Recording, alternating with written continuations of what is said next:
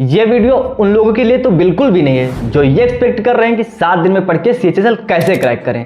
Serious aspirants के लिए video है, तो वीडियो को लास्ट तक देखना।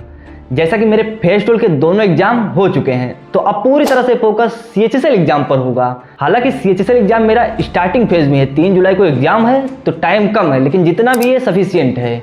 तो सबसे पहले हम फेज 12 एग्जाम को लेकर बात कर लेते हैं कि मेरा एग्जाम कैसा गया, वहाँ से क्या कुछ नया सीखने को मिला, जिसको अप्लाई करके हम अपने CHSL एग्जाम में मैक्सिमम आउटपुट निकाल सकते हैं। तो मेरे दोनों एग्जाम 24 और 25 जून को कानपुर में 4th शिफ्ट में थे। तो 24 जून वाले पेपर में 91 क्वेश्चन अटेम्प्ट रहे, वही 25 जून को 95 क्वेश्चन अटेम्प्ट रहे। तो अब हम मेन उस मुद्दे पर आते हैं कि फेज 12 एग्जाम एनालिसिस के बाद CHSL के लिए क्या प्लान होगा। सबसे पहले रीजनिंग की बात कर लेते हैं। रीजनिंग में वही पुराने लप्पू से क्वेश्चन थे। 25 में से 3 से 4 क्वेश्चन तो ब्लड रिलेशन के ही थे, तो ब्लड रिलेशन अच्छे से कर लेना। वही साथ ही साथ वर्ड सीरीज को भी एक बार देख लेना, क्योंकि उसके भी क्वेश्चन 3 से 4 थे। वहीं फिर से इस बार सिटिंग अरेंजमेंट हो गया, डायरेक्शन हो गया, और कैलेंडर को कोई भाव नहीं मिला। वहीं बात कर लेते हैं मैथ को लेकर। तो मैथ को मेरी शिफ्ट में 3 क्वेश्चन तो CI इंस्टॉलमेंट से ही थे, तो इंस्टॉलमेंट एक बार अच्छे से करके जाना, और CI से शायद एक भी क्वेश्चन नहीं था।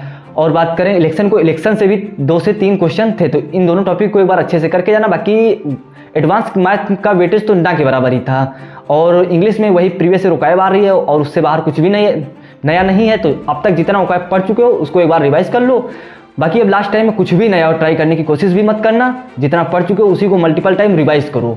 और रिवीजन का सबसे बेस्ट तरीका है कि मॉक टेस्ट के थ्रू आप कम से कम समय में पूरा सिलेबस रिवाइज कर सकते हो। वही साथ ही साथ मॉक टेस्ट के थ्रू आपकी एक्यूरेसी और टाइम मैनेजमेंट भी अच्छे से होगा। तो ज़्यादा से ज़्यादा मॉक अटेम्प्ट करने की कोशिश करना।